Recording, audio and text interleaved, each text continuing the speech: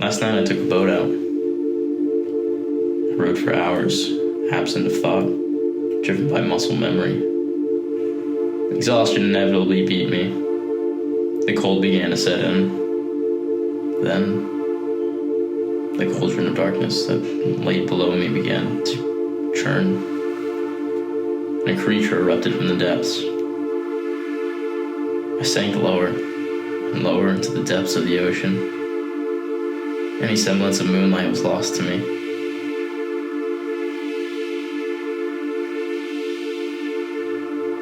Yet I yearned not for the outside world.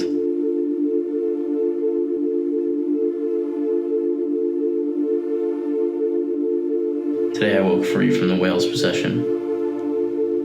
Yet his song still rings. His call is clear. I will sink lower soon.